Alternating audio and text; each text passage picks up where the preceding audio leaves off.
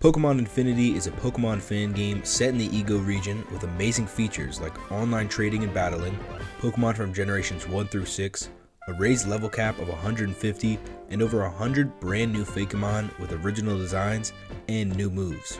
And when I play fan games, I usually only play with the new Pokémon because I love trying them all out and seeing what they can do. Having great designs is also important, and there are plenty here. So in this video, I will go over some of the new Pokemon introduced in Pokemon Infinity and see just what the Ego region has in store.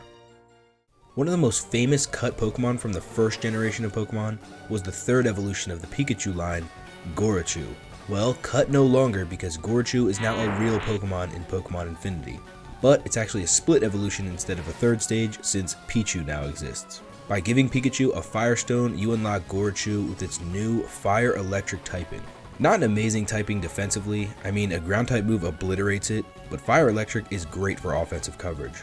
It actually has better stats than Raichu by only 10, but still it's kinda unfair. It's a little slower than Raichu with only 105 in speed, but it hits much harder with 112 in attack. Gorachu's defenses are basically non-existent, so it definitely needs to stay away from its weaknesses. Unfortunately, it doesn't have Levitate to save it, but it does have great abilities that make it even better than it seems. The main ability it gets is Reckless, which boosts the power of moves with recoil by 20%. That makes Gorachu's Volt Tackle 145 base power, which not many Pokemon want to take. This goes with Flare Blitz as well, so it has two extremely powerful stab options. Its hidden ability makes up for its lack of speed with Unburden, which doubles its speed if an item is used. Through breeding, it gets Fake Out, and with a normal gem, all three create an insane combination.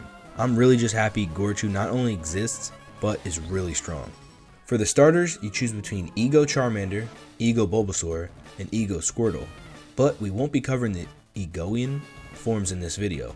Instead, we'll be going over the unofficial starter trio of the Ego region. Starting with the grass type, Kokiseed. Kokiseed is the dancing seed Pokemon and can be found in Ego Rock Town. At level 16, it evolves into Kokopound, the coconut fighter Pokemon. And as the name suggests, it does gain the fighting type. And at level 36, it evolves into its final form, Kokismash, the Tiki Guardian Pokemon, stealing Chestnut's grass fighting type and all of its many weaknesses, with 6 total, including a 4 times weakness to flying. You'll want to take out Pokemon before they get to it, and with 130 in attack, this is much easier. 85 in speed isn't the greatest, but its defenses aren't terrible, so even with all the weaknesses, it can still survive a hit. Its main ability, Justified, will raise its high attack by 1 stage if hit with a dark type move, which is great for switch-ins. Or Kokismash can have Iron Fist, boosting punching moves like Drain Punch or Mega Punch. Its hidden ability, Soundproof, isn't the greatest, but it might come in handy. The fire starter would be the ditzy goat Pokemon, Chargo, and it's one of the cutest Pokemon in this game, so it definitely would be my choice. At level 18, it evolves into Burnaram, the attentive ram Pokemon. It still remains a pure fire type, until it evolves at level 36 into Psysteed, the Zen Nomad Pokemon. Psysteed is a fire psychic type with a decent amount of weaknesses. Nothing 4 times effective, and it has a good amount of resistances as well. I wasn't sure which way the stats would go in terms of attacking, but it's mainly a special attacker with 113 in special attack, but 90 in attack is still usable if needed. It's not going to be a sweeper, but it can certainly get the job done. Magic Guard is one of the main abilities it can have, so nothing can hurt Psysteed other than direct attacks, letting it hold a Life Orb to boost damage without any repercussions. It's also great for avoiding the damage from Stealth Rocks, which fire types really appreciate. Magic Guard also removes the recoil from moves like Flare Blitz or the new signature psychic move, Focused Ram. Although if you are running those moves, Reckless is another ability option. With the hidden ability Flame Body, physical attackers are careful when making contact. While it's not my favorite design, it would still be my choice. But of course, there's still the water type starter, Darpole, the sneaky tadpole Pokemon. I do like this Pokemon's design, but I think there's something missing. At level 16, it evolves into my favorite middle stage of the 3, Brutoad, the Toad Grunt Pokemon. It honestly looks like it could be a regional variant of Croconaw. And finally, at level 36, Brutoad evolves into Godfrogger, the crime boss Pokemon. Godfrogger becomes the second frog-like dark water type. In fact, all 3 take the secondary typing from the Gen 6 starters. Defensively, it's about the same as Psysteed, having only 5 weaknesses, but it does have an immunity, which the other 3 don't have. Godfrogger is more of a defensive Pokemon with a special defense stat of 105 and a defensive stat of 95. Paired with 85 in HP, it'll stick around a lot longer than the others. With 102 in attack, it can definitely retaliate. Continuing with its mob boss aesthetic, Godfrogger gets the ability Bulletproof, which is really helpful for neutralizing stab moves like Bullet Seed, Seed Bomb, Energy Ball, and Aura Sphere, helping its defenses even more. Godfrogger can also be helped offensively as well because of the ability Swift Swim, doubling its speed in the rain, making it an excellent choice for a rain team. Its hidden ability Infiltrator is kinda niche, so sticking with one of the other two is ideal. Dunsparce is one of my favorite Pokemon of all time, and like every great fan game, Pokemon Infinity is giving it a new evolution.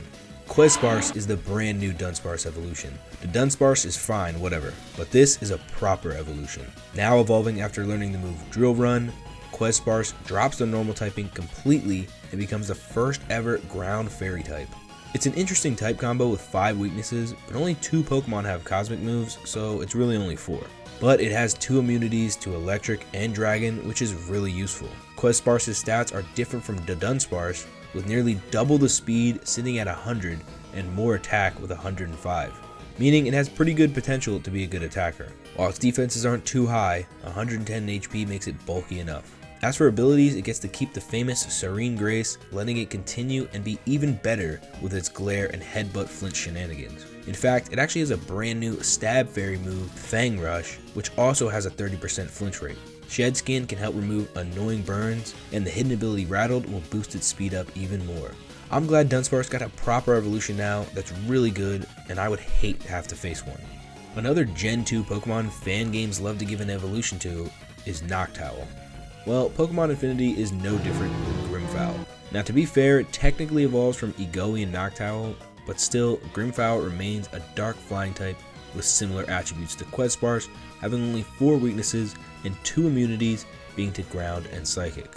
Its stats are pretty impressive, most notably a very impressive 130 in special attack, not something you want to be on the receiving end of. And 112 in HP is also going to keep it around longer, but 78 in speed can be problematic. It can learn agility as an egg move, so that can help with this issue. The main ability it has, Unnerve, isn't my favorite as it's not super useful, but its hidden ability, No Guard, can be very scary. Since it learns Hypnosis, Grimmfowl has a 100% accurate sleep move, so any Pokemon fighting it that's slower than it is in big trouble. 100% accurate Stab Hurricane is also something you need to look out for. Other than Kecleon and Elite Redux, I've never seen a lot of love given to Kecleon. But teach it the move Thief, and in this game, you'll get one of my favorite Pokemon, Kecleon. I love the design of this one, especially its shiny form. Now, it keeps its normal typing, which is fine, as having only 1 weakness other than Cosmic is pretty good.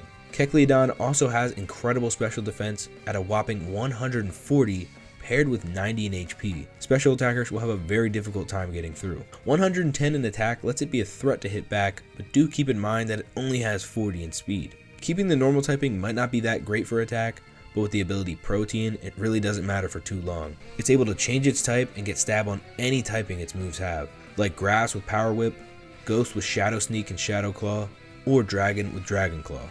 It basically can be any type depending on the situation, so you never know what you'll be facing. Who doesn't love a powerful Dragon evolution line? Well, the Gargon line is exactly what you're looking for. This little gargoyle Pokemon is the first of 3. At level 26, it evolves into Warden, and finally, at level 46, evolves into Dragoyle. Dragoyle is a rock dragon type, which is honestly a pretty bad type combination with all of its weaknesses, but the design is really sick, so I can't be mad. And no, this isn't a pseudo-legendary since its base stat total only goes to 550. It's more equivalent to the Haxorus line.